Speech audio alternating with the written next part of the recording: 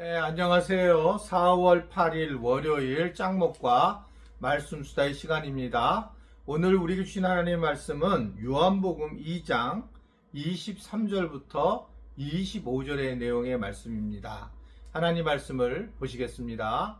6월절에 예수께서 예루살렘에 계시니 많은 사람이 그의 행하시는 표적을 보고 그의 이름을 믿었으나 예수는 그의 몸을 그들에게 의탁하지 아니하셨으니 이는 친히 모든 사람을 아심이요 또 사람에 대하여 누구의 증언도 받으실 필요가 없었으니 이는 그가 친히 사람의 속에 있는 것을 아셨음이니라.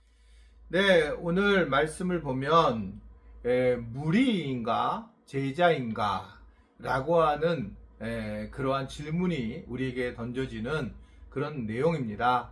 실제로 이제 제자입니까? 라고 하는 책을 보면 우리가 예수님의 제자로 살아가는 것이냐 또는 그냥 무리로 살아가는 것이냐 라는 질문을 하는 그런 책인데요. 굉장히 도전이 되는 이제 책입니다.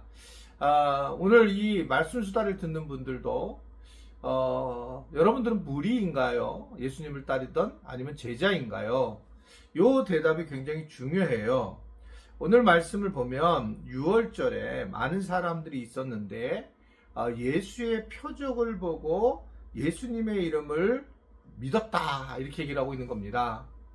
우리가 어렸을 때만 해도 사실은 신앙을 유교와 불교, 샤머니즘이 들어오면서 무당을 믿는 것처럼 우리가 신앙생활을 했던 것이 사실입니다. 저도 귀신을 내쫓으려고 이리저리 이제 다녔던 그런 사람이었고요.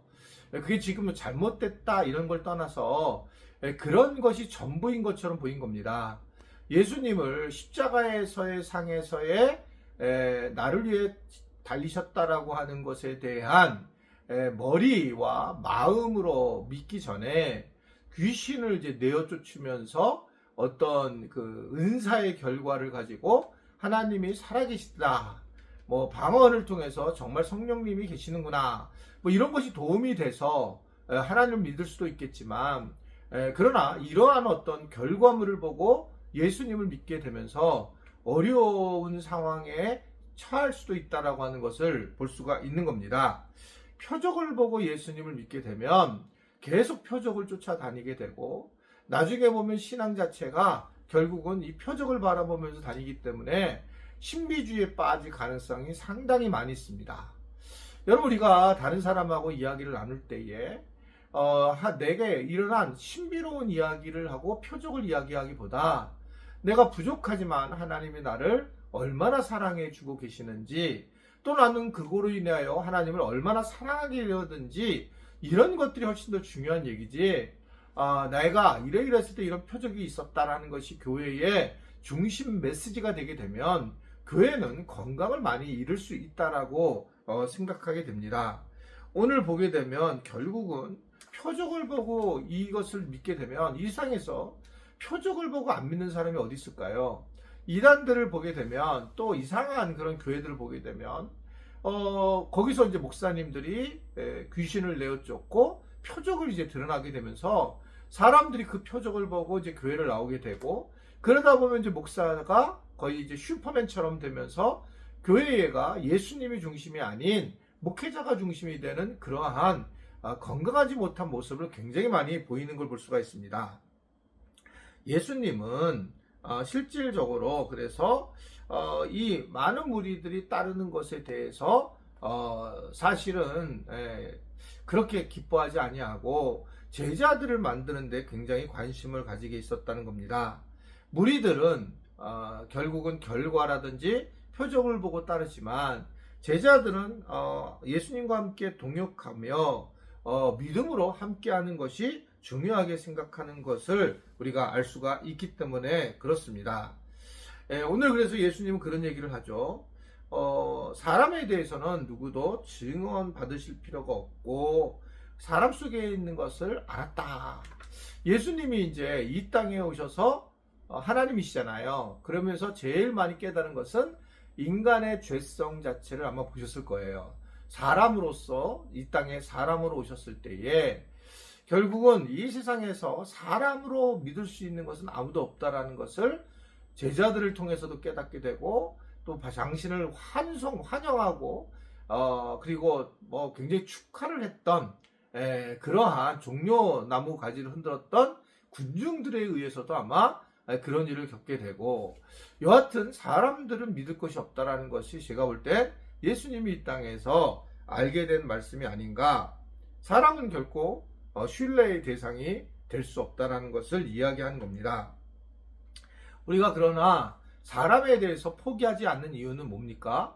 그것은 내 힘으로는 하지 못하지만 신뢰를 우리가 못하지만, 그러나 우리가 대상을 사랑하고 이웃을 사랑할 수 있는 것은 성령께서 우리와 함께 하시면서 성령 충만하면 가능한 일이다 라고 하기 때문에 우리가 실제로 예수님을 믿는 그 은혜로 인해서 사랑할 가능성이 있는 거지, 내 자신이 조금 더 이 어떤 사랑할 수 있는 힘이 있거나 그렇게 살아갈 수가 없다라고 하는 것을 생각하게 됩니다.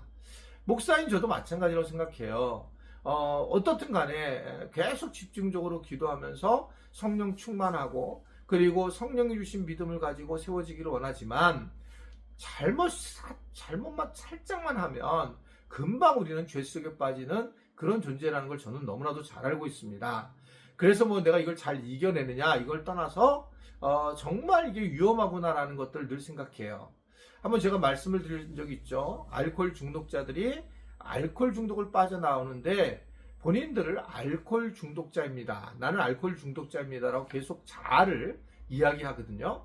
그러니까 이 10년을 술을 입에 안 댄 사람들도 여전히 나는 알코올 중독자입니다 해서 자기를 조심하면서 그 알코올 중독에서 빠져나오는 그런 모습을 봅니다. 많은 사람들은 본인이 알코올 중독자라고 생각하지도 않고, 또 많은 사람들은 자기니 죄인이라고 생각하지 않고 자기는 아주 건강한 모습이다라고 생각하고 있는데, 우리는 환경과 상황이 만들어지지 않아서 죄를 짓지 못하고 있는 것뿐이지, 사실은 그냥 근본적으로 우리 자아는 죄를 질 수밖에 없는 자아다라고 생각할 수가 있습니다.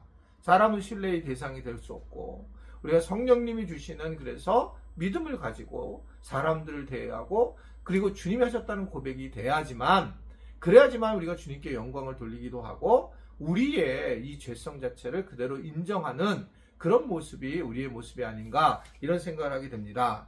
예수님도 사람이 입에서 나오는 것이 더 더러운 거다, 그렇게 얘기할 정도로 우리 마음에서 나오는 것이 더 더러울 거라고 이렇게 얘기하신 걸 보면, 우리 스스로가 정말 죄인인 것을 인정하고 그리고 우리가 제자로서 정말 주님을 의지해야지, 이 무리처럼 주님을 따라다가는 우리는 그야말로 이 땅에서든지 또 저 땅에서든지 하나님의 자녀로서 택함을 받지 못하는 상황이 될 거라는 것입니다.